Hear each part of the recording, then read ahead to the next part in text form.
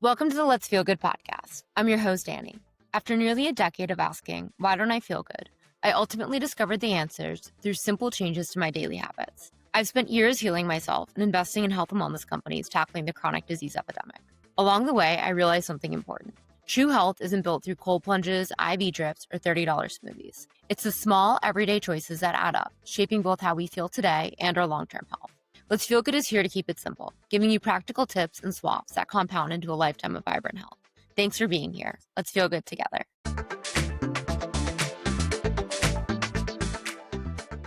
Welcome back to the Let's Feel Good podcast. I'm here today with Dara, the founder and CEO of Expect Fitness, the first and only pre- and postnatal fitness program approved by OBGYNs. Before launching Expect, Dara spent years creating viral, culture-shaping content at MTV.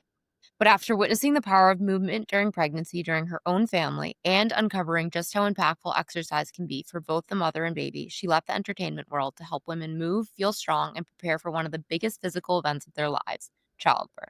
Today, we're diving into why exercise in pregnancy isn't just safe, but essential, and how it can change everything from labor outcomes to postpartum recovery and chronic disease prevention. This is going to be such a juicy conversation. Thank you so much for being here and welcome to the podcast. Thank you so much, Annie. I'd love to just start off with your career in the pivot. You made a pretty big pivot. You had an amazing career at MTV before launching Expect. What inspired you to make this shift from media to maternal health? Yeah, so MTV was a dream job, or really it was dream jobs, because I was fortunate enough to have several roles there. So just to highlight a few, I was head creative of the MTV Video Music Awards, brand manager of Nick Cannon's Wild and Out, and I reported directly into the CEO of MTV, who would become the co-CEO of the parent company Paramount. So I learned a lot from him. But two things happened when I was there, really outside of the office, where I saw the problem and I saw the promise when it came to maternal health. So, in terms of the problem, I was a gym addict, and I think we talked about this before. I was a member of Equinox and a member of a bunch of other gyms. So everything from Equinox to the YMCA to the local community health recreation center. And around 2015 or so, I started to see something new, which was pregnant women all of a sudden in the gym working out. And they were in these group fitness classes at Equinox, at the Y, etc. But the problem was they were being underserved. So they were trying to work out with everyone, and the instructor would say, "Wait, no, you in the third trimester, this is not safe for you. You need to do this." Or sometimes they weren't even acknowledged, and we might have been doing something in class that felt different for them, that they didn't feel comfortable doing, so they were coming up with their own modifications. And I was like, this is actually a terrible experience for these pregnant women who are earnestly trying to work out here. Then I saw the promise, and that was when my sister had her first child. She was over the age of 35, which is considered advanced maternal age, where your risk of complications that skyrockets, right? All the complications, including death, unfortunately. And her OBGYN told her she needed to exercise to reduce her risk factors. And she did. And she had a smooth pregnancy and a labor that was so fast. The OBGYN was only in the room for 15 minutes. And when she walked out, I was there. When she walked out, the OBGYN looked back at my sister and asked her, "Did you exercise?" And she said, "Yes." And the OBGYN said, "I've noticed that women who exercise have labors like this." That was the inspiration. That's incredible. That's incredible. What's really interesting is that there used to be this belief that women should take it easy during pregnancy. You know, don't push yourself, don't do anything hard, eat for two, lay on the couch. And obviously, self care is incredibly important and you should always listen to your body. But why is that narrative that we should just take it easy actually harmful? Yeah. So to take a step back, there was a belief that all women should take it easy during, not just during pregnancy, just period. So there's this great book I reference a lot by New York Times writer Danielle Friedman, and it's called Let's Get Physical. And it's about the history of exercise, women in exercise in America. And it recounts one of the stories in the book is about a woman named Catherine Switzer. And there's a famous photo of her in the 1967 Boston Marathon where she's actually being tackled by a marathon official because women were not allowed to run marathons in America until the early 70s because it was believed that if a woman ran for more than 2 miles, her uterus would fall out. Yes. So Catherine she registered for the Boston Marathon using just her initials to obscure her gender. And there's this image, and it comes up sometimes when you might see it in commercials. It comes up around the time of the New York City Marathon or the Boston Marathon. We remember her. She's alive. She's alive and well. About this woman who broke the gender barrier, illegally broke the gender barrier. So that's where we're starting from. People who were born or parents' generation were not allowed to run marathons, and it wasn't until 1972 that the barrier broke down. So there was just a lot of misconception around the ability woman of the woman body, so to speak. Right. And so why is it dangerous in particular that we had this belief that a woman needed to be sedentary during pregnancy? It's because pregnancy and labor are incredible physical endeavors, and we need to train for them.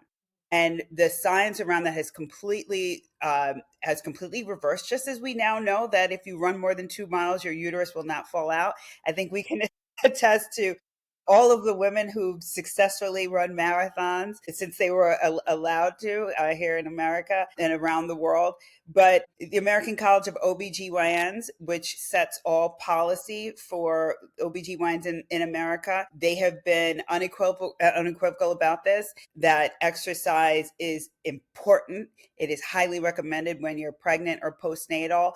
And they also said that bed rest has been overprescribed in Yeah. pregnancy. And then we can get a little bit more into the science of as to why, and get into the details. But it's harmful because pregnancy and labor are very physical. You got to Yeah. train for it. Yeah, exactly. I mean, when we were talking before, you said that you had such a good line of you would never run a marathon without training. So why would you go into childbirth without training? And it is so Absolutely. physical and requires so much of your body. Yeah. And I mean, exercise is like the best longevity drug in the world. It doesn't just help with easy pregnancy and delivery and postpartum experience, but it also dramatically reduces your risk of every chronic disease, especially for women. And we're going to get into that later. But yeah, it's so important, and I love the experience of equating it to a marathon because I think anyone who's had a child would say that having, a child is much harder than running a marathon by a landslide. Absolutely, Annie. And I recently spoke at the National Academies of Science, Engineering, and Medicine, and I started that presentation with this question of would you run a marathon without training for it? And it's a very simple question that it is our belief at Expect that this is the question that so much of the current state of maternal health that we believe hinges on this question, right? And there was research out of University of Michigan that found that pregnancy has a similar impact on the body as running a marathon. And researchers out of Duke and Purdue, they took this even further, showing that pregnancy is like running a 40-week marathon. So it's like an ultra marathon, right? It's Oh my in the god. category of Tour de France, Arctic treks, right? And so no one you don't undertake endeavors like that without training for it. And so at Expect, we have built what we believe is the best way to train for the physical rigors of pregnancy and postnatal. Yeah. And that's our mission. It's amazing. It's so important. Let's dive into I do wanna ask you, like, what types of movement are most Yeah. helpful for preparing for pregnancy and in improving all of your outcomes, but first, I wanna get into the science a little bit. Yes. Why is it so important? Is it that we're building lean muscle mass and we're improving our metabolic health? Is that we're increasing flexibility? Is it that we are building more resilience in your body? Is it calming inflammation? Is it all of the above? Tell us like why. It is truly, it's all of the above. Pregnancy, there really isn't a system in the body that pregnancy does not touch, that pregnancy does not challenge. And an exercise is foundational to girding you so that you are in the best possible shape to thrive through these changes in the body. So the broad recommendation for the American College of OBGYNs, and this is my sister's OBGYN, Rachel Villanueva, who became the president of the National Medical Association and the first OBGYN on Expect's advisory. She's a fellow of the American College, and of course, she's following the science. And so the official word for the American College is that when you're pregnant, you are encouraged to engage in aerobic and strength conditioning exercises before, during, and after pregnancy. So that's really that's the goal. And so I know you might have a lot of listeners and fans who they might be looking ahead. They might not be pregnant yet, or it's something they're planning for, right? So before is important, during, and of course after. And that's because, as we know, just broadly speaking, and when we can get a little bit more into detail. So even if we think about the heart in particular, when we think about cardiovascular disease in this country, is whenever we talk about heart health, et cetera, exercise is always prescribed as an important component of that, right? So when it comes though to someone who's pregnant, we forget about that, so to speak. We don't mention exercise when we think about heart health and pregnancy. But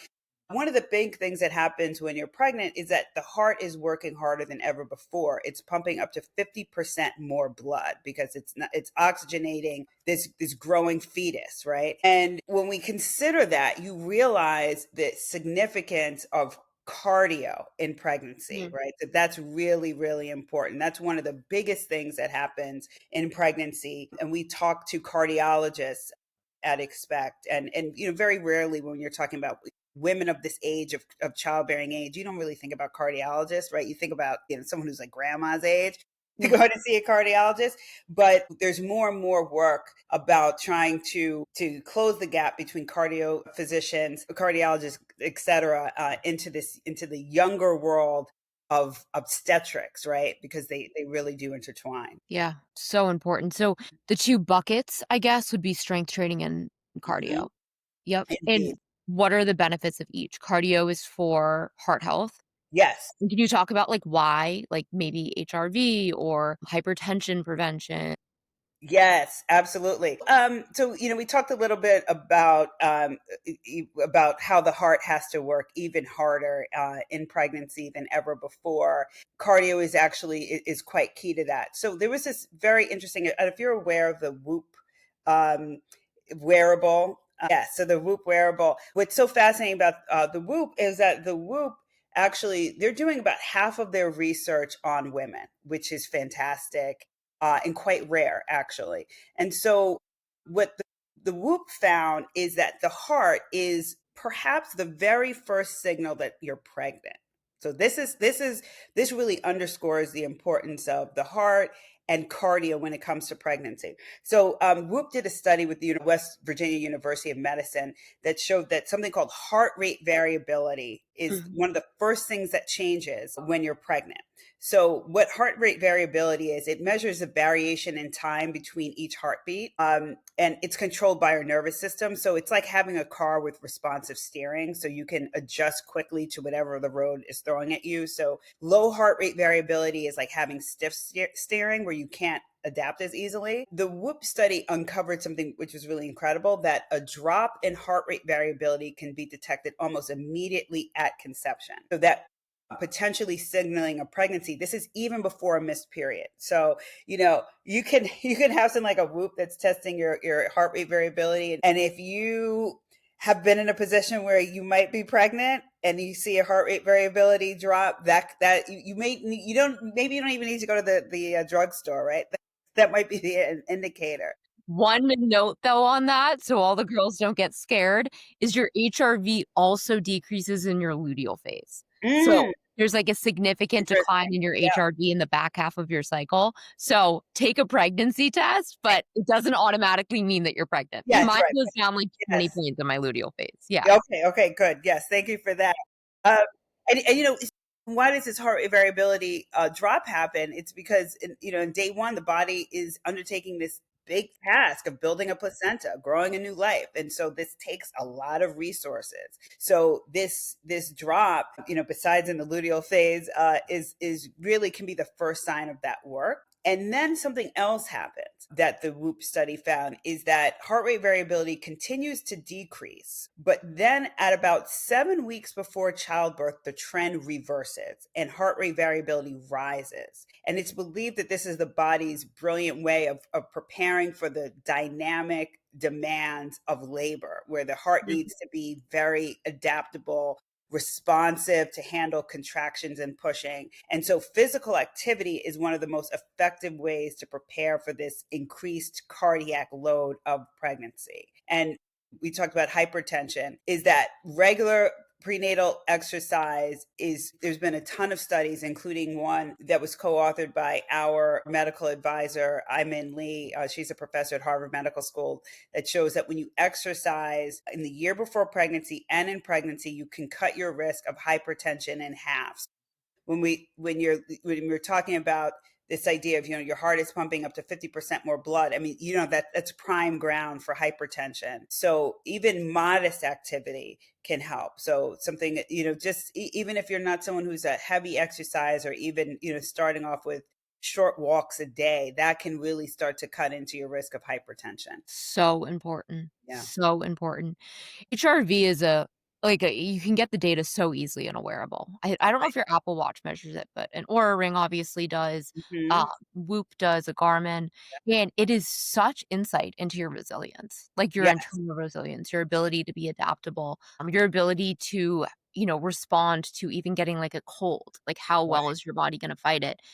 And exercise, I mean, there's a few things. I've been wearing an Aura Ring for 4 or 5 years now, and exercise, without doubt, and it's cardiovascular exercise is what increases my HRV over time. Like Right. if I'm actually trying to increase my HRV, consistent movement, Yeah. strength training, but also cardiovascular. And Yes. it's interesting because I think HIIT training got a really bad rep for Mm. women. There's a time where it's don't do any cardio, only do Pilates, yoga, or strength training. Don't push yourself as a woman. Don't elevate your heart rate too much. Rest and recover. And I think it can get so polarizing in the wellness space because people follow these extremes of women are more sensitive. Women shouldn't push themselves. But the truth, it lies somewhere in the middle. Like just doing Pilates is honestly, it's not enough strength training. There's no Yes. cardiovascular Yes. exercising in that. But also only doing HIIT and cardio is gonna totally probably wreck your hormones and throw your adrenal function and your cortisol totally off balance. But the truth lies in the middle. Like, we Yes. need a little bit of everything. We need the mobility of yoga and the core of, because I mean, pelvic floor training, which we're gonna talk about, Yes. in core strength is critical, and Pilates is amazing for that. Yoga for the flexibility, weight training for metabolic health, and HIIT training, or even a run or sprints or interval training for that cardiometabolic health is Right. critical. So I Right. do think like the importance of all of these, and cross training is so important, but I think women have almost come to fear cardiovascular exercises because there's all that noise on social media of like, you're going to ruin your hormones, or it's going to throw your cortisol off balance. And it's like, actually, it's going to increase your resilience if you don't overdo it, but do the right balance. Absolutely. You're absolutely right. And that's one of the reasons we built Expect, and how we built it as this very robust mix of cardio, strength, and we also have mindfulness and walking, is because what's been out there in particular for prenatal fitness is almost always yoga, Pilates, right? And so again, through the lens of pregnancy is a marathon. You could not prepare for a marathon by doing yoga, right? It's not cutting it. Right. So this myth about, don't get your heart rate above 140, that has been debunked eons ago, in terms of prenatal fitness. You can, what we're seeing more and more, and there's a ton of studies that have, in recent years, and more that are happening now, is that what we're learning is that the body is capable of doing more than we even imagined, in pregnancy. And it's really about listening to your body, right? You have to listen to your body. It's about, your baseline level of strength going in. And one of the things, and this is also why we have a lot of variety in Expect. People always say, like, what should I do? In the ideal world, to your point, we have this balance of cardio, strength, right? That's holy grail, so to speak, of fitness, is that, and that's what American College says, that, they want you to do aerobic exercise and strength. The most important thing is to move. So you may be in a mood one day where you want to do dance. You may be in a mood one day where you just you want to take it a little bit easier. You want to do some light yoga. That's fine. It might be a beautiful day. You want to do a walk, right? And we have walking workouts as well. So the most important thing is to find an exercise program that you can actually keep up with. right? Like what will you actually adhere to, right? So that's the number one thing. And what we also find is that even if someone may be skewing towards one type of exercise, they just the fact that they're moving at all it's going to be more likely that they then start to balance that out with other types of exercise. What we found is that Dr. Iman Lee at Harvard, she always says to us, you can make the most impact when you're taking someone who's sedentary and just getting them to move at all, right? That's the big win right there. Otherwise you're kind of dealing with like law of diminishing returns, etc., and the fit get fitter. That's what we're really here to do, is to, even if you've never exercised before, we're encouraging you to, we can get you moving. Yeah. It's interesting, off topic, but I was having this conversation yesterday morning with a friend on alcohol. And Hmm. neither of us drank anymore, not out of any other reason other than it doesn't make us feel good. And we were joking. We were like, I don't get how some people can wake up after 5, 6 drinks a night out and just like feel fine. And I said to her, I was like, I actually don't think that they feel fine. I don't think that they know how good it feels to feel good. So their baseline is different. And I actually relate to that with exercise a lot because I grew up in a family. My mom has been just so active. She's run a marathon before, spin, cycle, yoga, CrossFit, whatever. Same with my dad. And I grew up playing every sport under the sun since you could sign up for a sport. And exercise and movement, like if I'm anxious, if I'm sad, if I don't feel great, if I have something stressful coming up, if I just want to feel really good, like exercise is a no brainer. Every Right. single day, I walk 10 to 15,000 steps. I go to a class or use some form, even if it's 20 minutes with a band, if I'm in a hotel room, it is like my medicine to feel good every day. And Yes. my baseline is so much higher. Like, I don't know what my body it's like not taking a shower. I can't imagine not taking a shower. I'd feel dirty every day. I can't imagine not moving my body. I would feel clogged. I'd feel stiff. I'd feel probably anxious. I'd feel icky in my body. I love feeling strong. I love feeling clear-headed and empowered and energized. But I think that if that is not something that is part of your baseline, you don't know how good it feels to feel good. Mm. And I think the idea of just move, like even if it's a 20-minute walk, I always like my rule of thumb, people are sometimes are like, how do you get yourself to go to the gym every day? And it's because I never do something I don't want to do. If I Mm. was going to go to a hit class and I don't feel like it, I'm going to go and do core for 20 minutes and listen to my Right. favorite song. If Right. I was going to do yoga and I'm like, God, no, I need to like really lift weight today, I'm going to go to a strength training class, like, Yes. or do it on my own. But there's no pressure because the benefit Yes. is just doing something. I Yes. think that 2 things have kind of happened in the fitness industry is that this all or nothing mentality of like, I Hmm. have to do Hmm. X for X. That's not true. You just gotta move your body. Yes. Secondly, start slow, do something you love, only do something you love when you love it. Get yourself to do it, but do it at a time for a length that feels good to you, and then you're gonna feel how good it feels to feel good, and then it will become like taking a shower for you. Yes. Yes. You're absolutely right. It's really about establishing the habit of physical activity, period, Yes. and weaving that into your life. And we have a contract with the Boston Public Health Commission, and we provide expect subscriptions to families in Boston. Massachusetts is number one in healthcare in the United States, and it's understandable why. Now dealing with, we also work with the Harvard Pilgrim plans because there is such a focus on prevention. But one of the things we also do is that we train doulas and community health workers on incorporating physical activity into their practices with pregnant women and postnatal women. And that's what we encourage. We're like, just get people moving, even if it's not even structured exercise. So in the beginning, sometimes it's as simple as, we'll talk about, all right, you've got a client and she's brushing her teeth, right? You got to be brushing your teeth anyway for at least 2 minutes, at least once a day.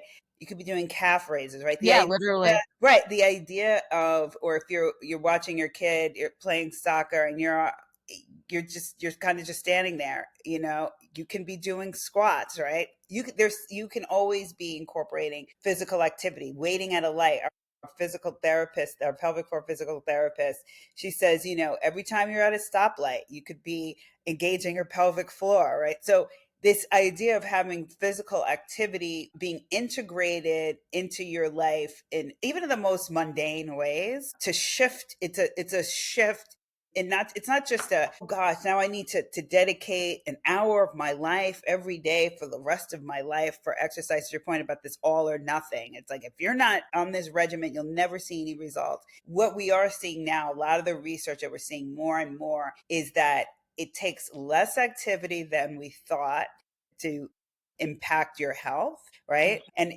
and so it's about your goals, right? If your goal is to have a six pack, that may be one thing, right? But if your goal is to reduce, to feel good, right? If you want to feel good, it's not as onerous as we used to Not, think, it's right? not. You can do this. Pretty much anyone can incorporate this in their life. Yeah. And I also think, like, from looking good and keeping your weight down and feeling toned, just honestly moving your body consistently. Like, Yes, being in the habit of a morning walk, being in the habit of walking home when you can instead of driving, taking the stairs rather than the elevator, craving a 20-minute session with the band that you brought in your bag when you're on a trip.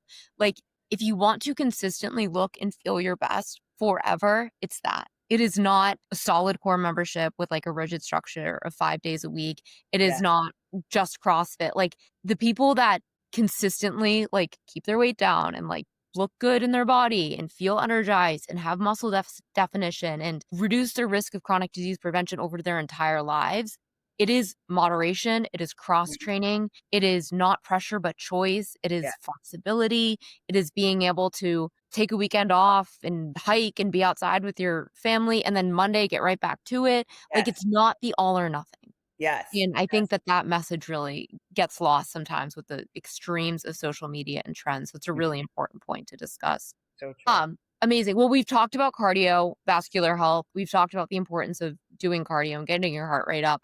I want to talk about strength training and metabolic health and Yes. how that weaves into one, what is gestational diabetes and how does improving your metabolic health prevent it and also prevent chronic disease down the road for women. Yes, absolutely. This strength training. And so again, to take a step back, is that this has been the world that has been most ignored in terms of prenatal fitness, right? And that's resistance training. When we think about prenatal fitness, it's always been yoga, which can be strength training, but it's typically not when you're talking about prenatal fitness, or it's walking, swimming, right? And that's more in the world of cardio. So strength is and that's something that we have been very intentional about in terms of having a variety of strength training in expect. So strength is critical when it comes to reducing the risk of gestational diabetes. We have one of our investors had connected us with Arthur Agatston, who you may know, who created the South Beach diet. He's a cardiologist Yeah. and very generous with his time and his wisdom, who really walked through for us in a very granular way the importance of strength and resistance training to prevent diabetes. And that's really because, just to, just very quickly, is that the muscles are like big sponges and they soak up glucose during exercise, even when insulin isn't doing its job well. And it is absolutely critical because gestational diabetes is impacting one in 8 women at this point in the United States. And what happens is pregnancy is a sort of a breeding ground for gestational diabetes. And what happens is, let's say you don't have diabetes before you get pregnant, but in pregnancy, your placenta is producing hormones that make your cells resistant to insulin. And so your pancreas has to work overtime, producing 2 to 3 times the normal amount of insulin just to keep your blood sugar in check. Most women, the pancreas can handle it, but for some women, especially if you might have underlying insulin resistance from things like PCOS, which I have, genetics, which I have a history of diabetes in my family, or other lifestyle factors, the pancreas can't just produce enough. And so your blood sugar, it stays elevated. And that creates this cascade of problems for mom and baby. That's why this is where strength training can come in, is because when you exercise, your muscles can pull glucose directly from your bloodstream, without needing as much insulin. And so when you're thinking about strength training, we have a lot of lower body workouts too, because, those are the big muscles, right? In the lower body. in the lower part of your body. And so research is showing that women who are active in pregnancy, this is probably the biggest takeaway. I always say, like, if there's one thing that you can remember about exercising in pregnancy, it is reducing your risk of gestational diabetes. It is most efficient at doing that. So exercising in pregnancy it does everything. So it reduces the risk of everything from premature birth to postpartum depression by double-digit percentages. But the thing that it is most efficient at doing is destroying that risk of gestational diabetes. And so if there's anything else that we hear from that, it is that. And so why is it so bad to have gestational diabetes? Well, I mean, the baby doesn't like it. It's not good for the baby. So the glucose is crossing right through the placenta into the baby. The baby's pancreas is working overtime, and you end up with babies that are much larger than normal. It increases the risk of birth injuries, often means it increases your risk of C-section. Those babies might have respiratory problems after birth, and it doesn't even stop at birth. So children who are born to mothers who have gestational diabetes, they are at higher lifetime risk themselves of type 2 diabetes. And women who have gestational diabetes, about half of them go on to develop type 2 diabetes, a lifelong condition. Really? Yes, yes. And so it becomes this gateway into type 2 diabetes. And we probably get, I will say, we have a cohort of women that works out with us so much at Expect that we were like, are they real? So, and we started talking to them, and they are real. And they came to us actually through a partner, Lovu, which they just raised a big Series A. Lovu, they have care navigators who, they they assess a woman's her medical profile, her need, and they refer their patients into trusted partners. And months ago, when we first linked with Lovu, we met with the founder, and she said gestational diabetes is obviously this huge issue in pregnancy. Half of these women go on to develop type 2 diabetes. There really isn't much for them besides these women going on a drug, right? And obviously, and understandably so many women who are pregnant, postnatal, breastfeeding are reticent to take metformin, let's say, right? Yeah. Reasonably so. GLP-1s, for example, they're contraindicated when you're trying to get pregnant or postnatal, right? That may change because, research really isn't done. So it's this audience in particular that's looking for lifestyle intervention. So the people who exercise with us most vigorously are women who are pre-diabetic or who already have gestational diabetes, and they are desperately trying to guard against them developing type 2 diabetes. So this is super critical, and that's our most engaged cohort. Yeah. It's so important. 93% of our population is metabolically unhealthy. Like, this Mhm. is a really big deal. So, it applies to obviously women who are pregnant or trying to conceive, but I think that this is an important message for everybody because if you go and get all your blood work done, there's like 5 to classify as metabolically healthy. It's like your fasting insulin, your insulin levels, your fasting glucose. I think it's blood pressure, waist circumference, and there's a fifth Yeah, one. It might be HDL cholesterol or it might yeah, be your LDL or triglycerides. I forget what it is. They're, 93% of our population, 93.2, I think exactly, do not meet the qualifications of being classified as metabolically healthy, which right. is Wow. crazy. And the risks of metabolic health, and you alluded to this, they say that diabetes and poor metabolic health are really the gateway into most all chronic diseases. Like Yeah, if you have diabetes, if you have insulin resistance, if you're metabolically unhealthy, your chances of Alzheimer's and dementia, they're calling Alzheimer's and dementia, diabetes of the brain, type 3 diabetes, right. it increases your risk of most all cancers, Yes.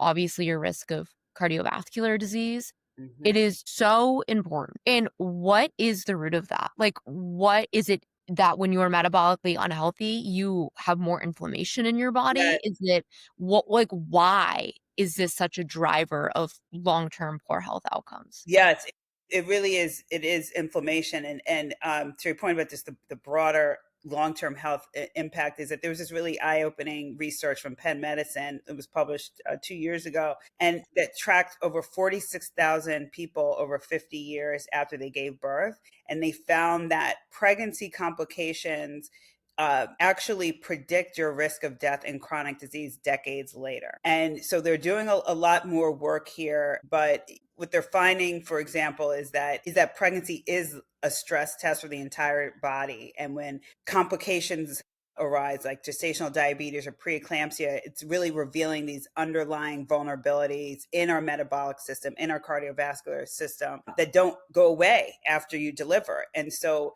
for example, if you had a C-section, your risk of death, preterm C-section, your risk of death in the following decades doubled compared to someone who had a full term birth. Gestational diabetes increased that risk by 14%.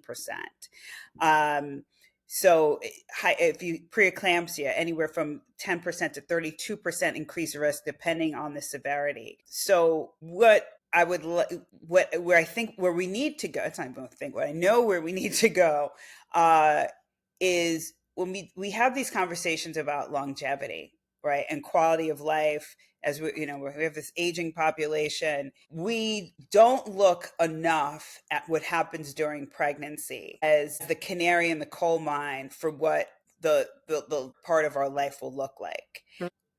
What we will come to eventually is an understanding that any conversation about longevity has to meaningfully include interventions in pregnancy. That is because we already know now that as I said, babies born to women who have gestational diabetes, they themselves have a higher rate of developing diabetes, obesity. This is the point. This is the fundamental point that can impact the duration of your life and the quality of those years. But really, it's inflammatory and it's inflammation. And it was interesting. I spoke at this at a nursing conference in Atlanta called Not on My Watch, which is from the amazing Rose Horton, who's this nursing leader. And nurses come to this conference for continuing education credits, but there was an OBGYN, Dr. Joy Baker from the WellStar Hospital system in Georgia, and she talked about inflammation being, and she said this so much more eloquently than what I'll have to say, but she said, there's a point in pregnancy where the placenta can become just it can be so inflamed, so to speak. The baby is basically like, I got to get out, right? Essentially, like, and she said, I wish I just recorded exactly what she said, but this also leading to preterm birth. 1 in 10 babies in the United States today is born prematurely, right? That's ridiculous. And is leading to, for the first time ever, our infant mortality rate in America is rising across races. So people think this is a Black woman issue, this is a Black issue. This is a cross-racial issue. Inflammation is obesity is an inflammatory condition, right? And we think about how do we reduce inflammation in the body, and exercise is a key way of doing that. Yeah, it's really important. And obesity being inflammatory, I read Peter Attia explains this in like the most concise way, that when we gain weight, we don't build new fat cells. We have a certain number of fat cells in our body. And when you gain weight, those cells expand. And that is the added weight, is the expansion of those cells. So when those cells expand, they're unstable. They're inflamed. They're not healthy. They're like, when you try and put on a pair of jeans that are 3 sizes too small, it's like tight, they're uncomfortable, like they're gonna cause chaos. Yes. And that is like an inflamed cell, a fat cell, because we don't gain new ones, they just, our existing ones expand. When we gain weight, they become inflammatory. Right. So I think it's like such a clear way to understand that. No, and then there's obviously 2 types of fat. You have visceral fat, which is the fat within around your stomach, but inside surrounding your organs. And then you have subcutaneous fat, which is the fat like on your arms or like externally. That fat, those fat cells, when they expand, are a little bit less dangerous. Obviously, being overweight, it puts you at risk of all diseases. It is not good in any sense. A little bit less dangerous, but when you start building visceral fat and the fat cells around your organs start expanding, then they're expanded, they're inflammatory, and the effects of that inflammation are affecting your organs, and it's Right, really dangerous. right, right. So that's such an important note. Yes. Amazing. So, what can women do? What, other than download, expect, and start moving, what are your top tips? Like when you see results from women on your platform, what types of movement are they doing? How frequently? Is diet, an impact as well? And what about supplements? Obviously, we can never out supplement a bad diet, but is Yeah. there a time and place for a prenatal vitamin or vitamin while you're pregnant? Yeah, tell us a little bit about what you found to be most effective. Yeah, it's absolutely. We actually heard something great from one of the doulas in Boston, Crystalline, at the Boston Public Health Commission, and she said she had a first-time client, first-time mother client, and she was really worried about having a very long labor, and she was worried about tearing. Okay, Mhm. so I don't want to get into details, but I'm sure you know what that is. So, she told her download expect. She worked out with us, including we have this program called Pelvic Floor Rescue, and we have a lot of pelvic floor PT developed pelvic floor workout videos. So meaning a board certified pelvic floor physical therapist designed the program from top to bottom, and it was reviewed and approved by a urogynecologist, a board certified urogynecologist, and also a general OBGYN for safety and complication relief. And so she said she exercised with us, doing general exercise and then also strength cardio and doing pelvic floor rescue. And so she said she was at the birth, and she said it was the quickest labor, again, that she'd ever gone through, and there was no tearing. And so, again, the idea of the marathon, right? When people who train for marathons, generally, the more you train, the harder you train, the more quickly you will be able to complete that marathon without incident. So if that's just a simple thing to keep in mind. How would you approach it if your due date was the date of the Boston Marathon or the New York Marathon? Like, you can think about it in that way, and that mother is still working out with expect in postnatal as she's breastfeeding. She's doing pelvic floor rescue, which is really, that's extremely low impact. I mean, you're not moving. You could do this while you're sitting or lying down even. So that's something to do. But what can you do? Exercise as soon as you can. So even before you're pregnant, we can talk about that later. About nutrition, that's the two sides of it. It's exercise, it's nutrition. We partner with an amazing company called Malama, and they're focused on a lot of things, but mainly on gestational diabetes prevention and management, because as we said, there's such a high incidence of gestational diabetes. It's the conditions are there when you're Right. pregnant to push you into that direction. So they do the nutrition side, we do the fitness side. And then of course supplements, those are helpful as well. But what we find is that and typically people are taking prenatal vitamins, prenatal fitness vitamins, etc. But the general guidance is as much as you can get your nutrition from whole foods. Yes, that's important. And a platform like Malama helps steer you through that. They have nutritionists, dietitians who walk you through that.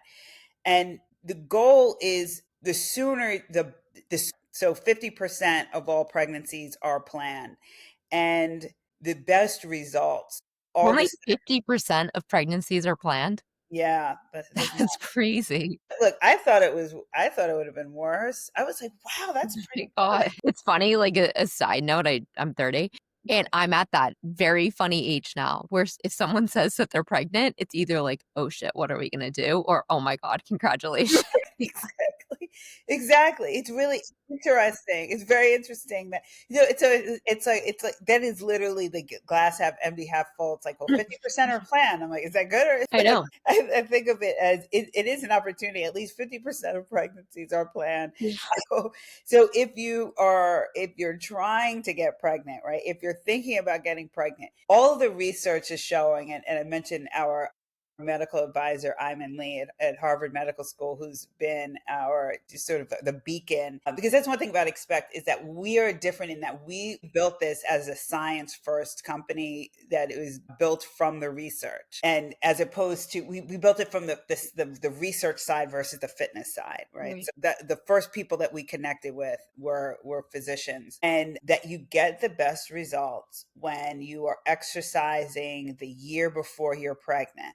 and then you're continuing into pregnancy. That's when you are golden. So even OBGYNs will even say to people who are, if you're of childbearing age, you might be sexually active, they'll tell you, you should be taking folic acid. Just take it regardless, right? Maybe you're not even thinking about, you're actually trying not to get pregnant. You may be on birth control. They might just do it anyway because Mhm. that's how critical it is, to not be deficient in folic acid. So what I would like to see, and all physicians, all doctors tell you, eat well and exercise, right? But they don't really, we need to have more physicians, and they don't really have time. That's the problem. It's not them, right?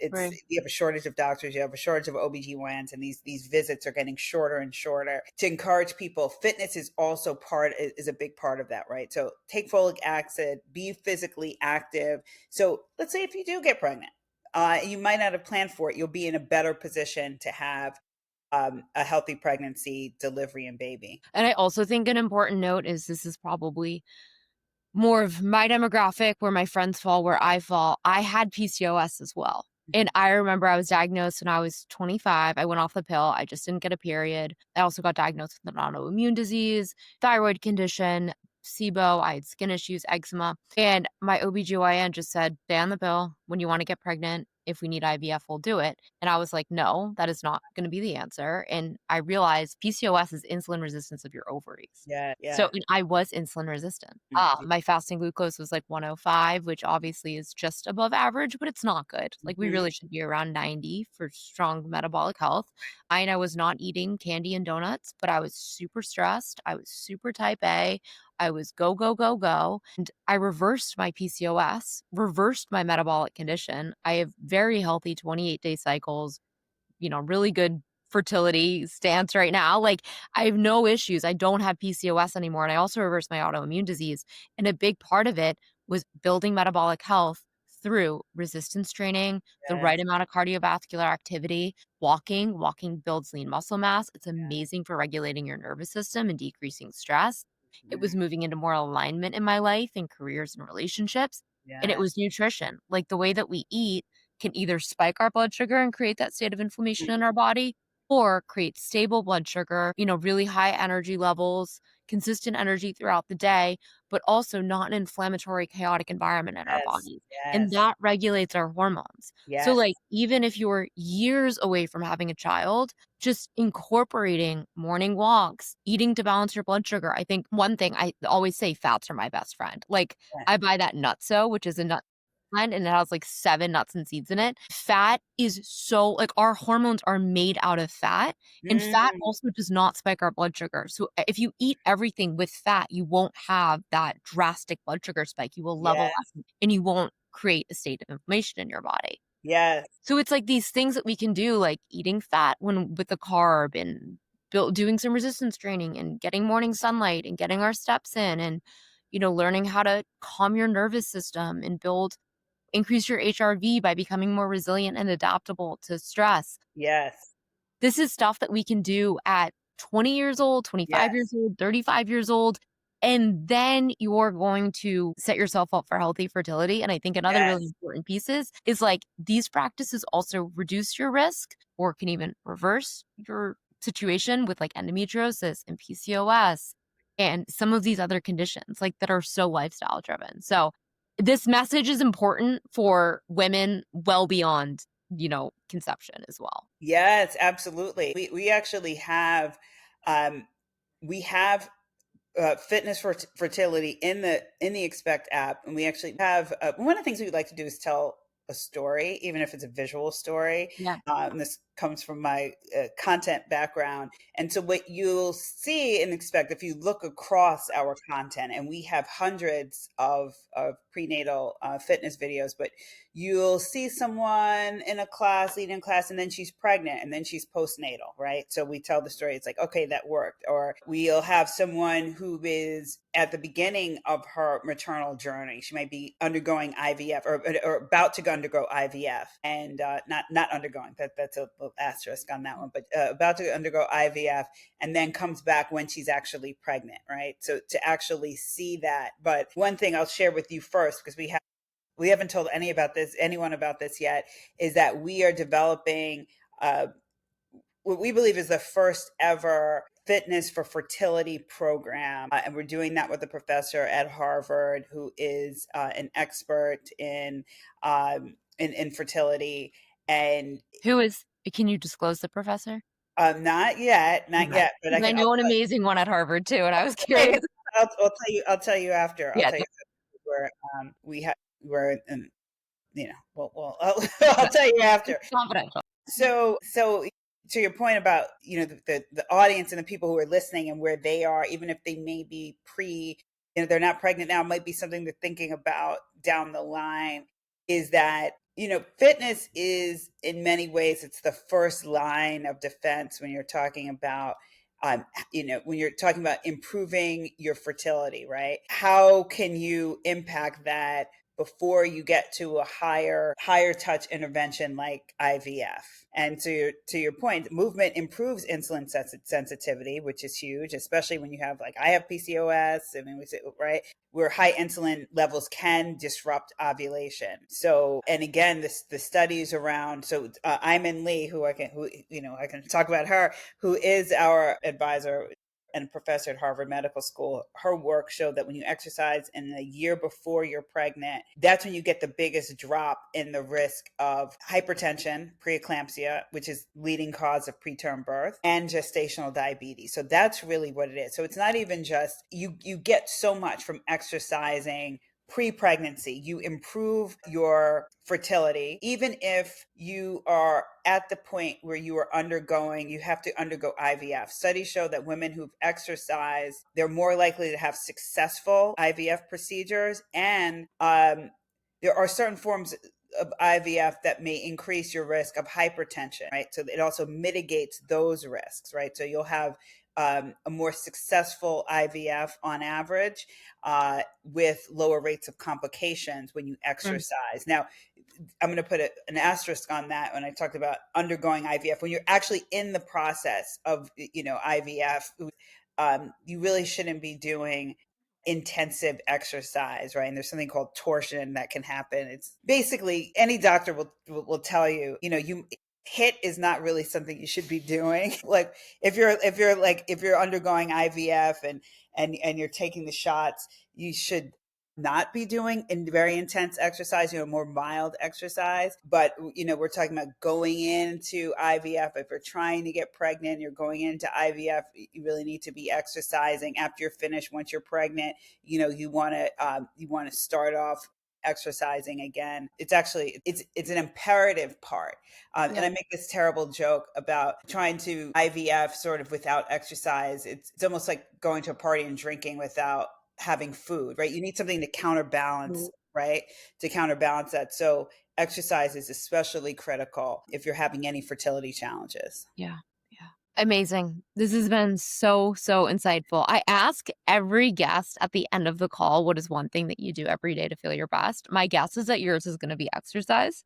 But do you have a runner up or do you have a favorite exercise? Well, the runner up, it's actually the one thing I do now, even more than exercise every day, because exercise is something that I exercise 45 minutes a day, 6 days a week, religiously. And then I take a week off every quarter. Why do you take a week off? I'm curious. There's this guy I follow called he's actually he's a PhD in, I guess, kinesiology. Brett Contreras. He's called the glute guy, but he talks about you really need, if you're doing sort of more intensive strength training, you need that week off to just sort of to rebuild and recover. Rest is important, especially when you're exercising at a certain level. Rest is Mhm. important. And so that's why I do that.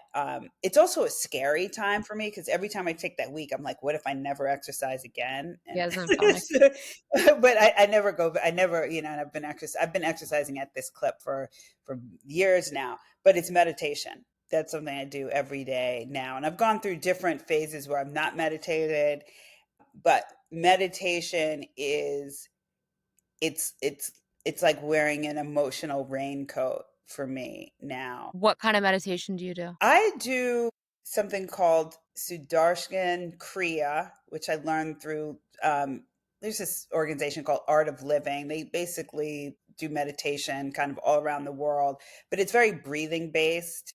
It's essentially it's a breathing protocol, and I'll just do that. And it's actually I think technically more considered breathing as it is meditation, but that's the practice that I do every day, and it keeps me calm. And we know all the research about meditation, how it thickens the Amazing. prefrontal cortex, and it does everything under the sun. It's like exercise, and when I and actually yoga for me, I also think of that sometimes as a meditative practice because I do it kind of silently, but very early in the morning. So yeah, so that's what I do. Yeah, I'm so big into meditation now. Yes. Okay. Now, what kind of meditation do you do? I have like 3 flavors of it.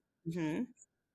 One practice, my morning, it's so funny. Every morning I get up at like 5:36 now, and I spend an hour to an hour and a half. I would spend more if I could with these practices. I light a candle, I drink lemon water, I have my cold brew or hot coffee. I'm obsessed with coffee. My phone's on airplane mode. Like I'm not looking at anything first thing. And the 3 practices are 1, journal speak by Nicole Sachs. There is this big link between just releasing every thought, like just brain dumping the worst, scariest, whatever you're feeling onto paper, writing it, handwriting, or typing it.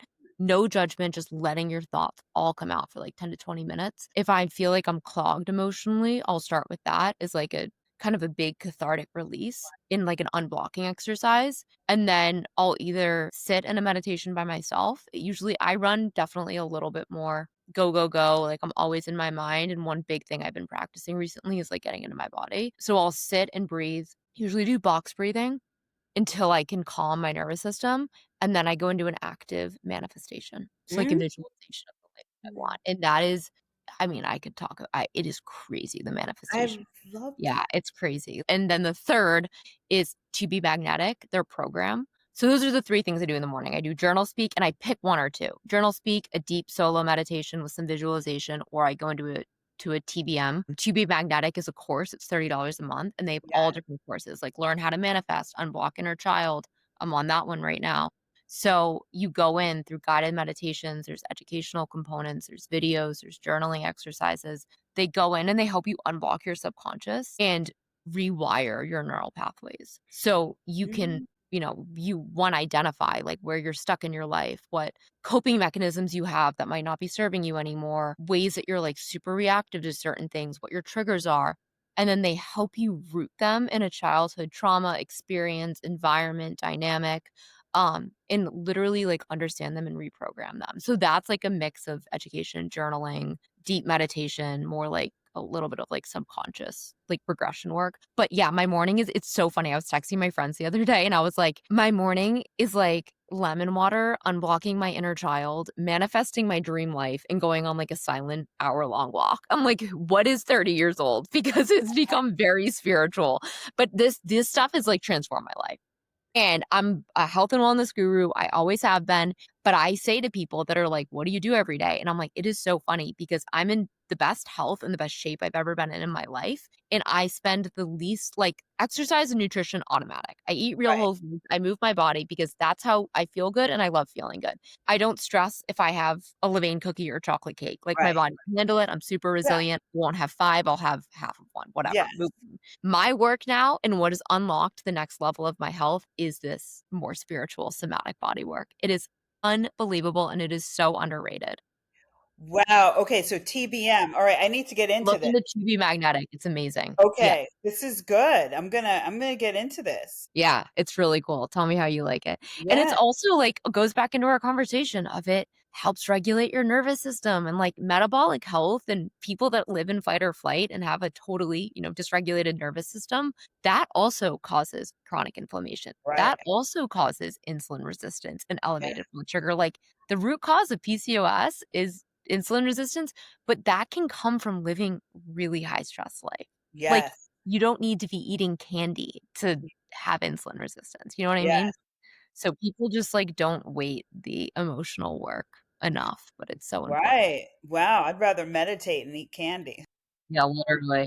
But the thing is if you meditate and you eat candy, I bet the candy is not gonna have as big of an impact on your body Right. if you Right. eat the candy in a high stress state. Yeah. Right, right, absolutely. Okay, this is so great. I want to try that, right? Because just recently got back into I've been sort of meditation back and forth for 20 years now. But when I'm in thick meditation mode, um, I'm almost floating. So Yes.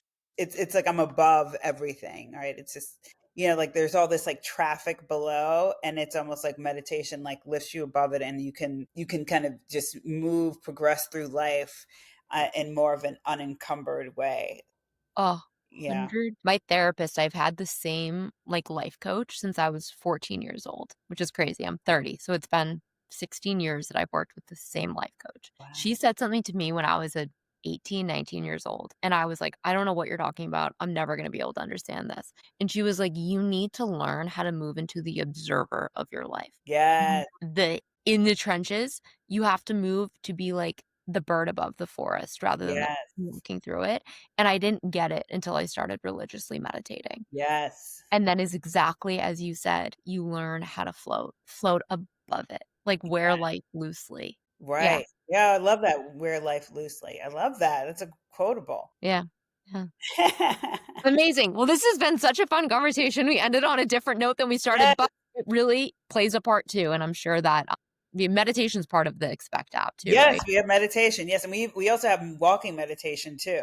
Love that. Yeah, we have meditation you can just do in your house. Look, you can walk in your house if you want, but we have You walking. can walk in your house, you can pace. You can walk in place, but we kind of guide you through sort of a meditation outside. We are sort of taking in your surroundings and being in the moment. So absolutely, that's part of the experience. I love it. I love it.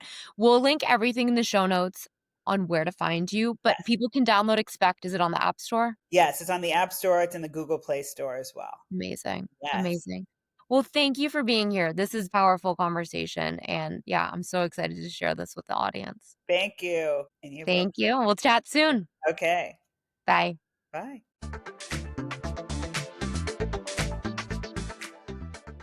Thanks for listening to Let's Feel Good. If today's episode helped you feel more clear, empowered, or inspired to take action on your health, I'd love if you'd subscribe, leave a review, or share it with a friend who's on their wellness journey too. You can find today's show notes, links, and extra resources over on Substack at letsfeelgood.substack.com, and follow along on Instagram at Let's Feel Good Club for more real-life wellness tips in between episodes. Because how you live determines how you feel, and we all deserve to feel amazing. See you next time.